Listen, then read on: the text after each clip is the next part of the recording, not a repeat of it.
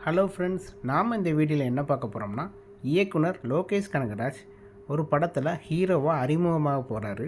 இது சம்மந்தமான தகவலை தான் இந்த வீடியோவில் நம்ம டீட்டெயிலாக பார்க்க போகிறோம்.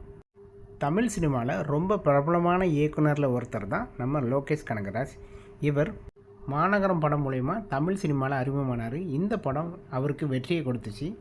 இதுக்கப்புறம் நடிகர் கார்த்தியை வச்சு கைதி படம் எடுத்தார். இந்த படமும் அவருக்கு நல்ல வரவேற்பு கொடுத்துச்சு.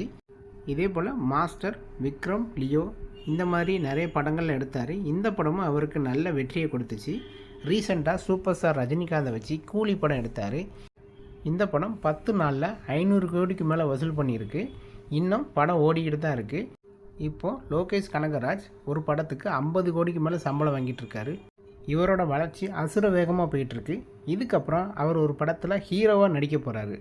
அந்த படத்தை யார் இயக்க போகிறாங்கன்னா, இயக்குனர் அருண் மாதேஸ்வரன் தான் இயக்க போகிறாரு. இந்த படத்தோட ஹீரோயின் யாருன்னா மிர்னா மேனன் மற்றும் கே சுதா. இவங்க 2 பேர் தான் நடிக்க போகிறாங்க. இதுபோக லோகேஷ் கனகராஜ் நடிகர் கமல்ஹாசன் மற்றும் நடிகர் ரஜினிகாந்தை வச்சு ஒரு படம் எடுக்க போகிறாரு.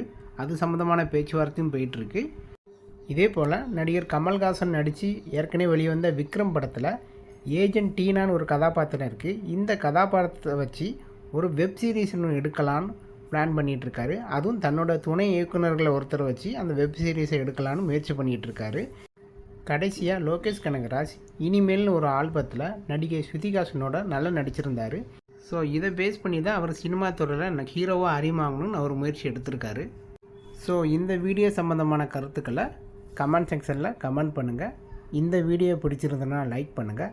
நம்ம சேனலை சப்ஸ்கிரைப் பண்ணி சப்போர்ட் பண்ணுங்கள். தேங்க்ஸ் ஃபார் வாட்சிங்.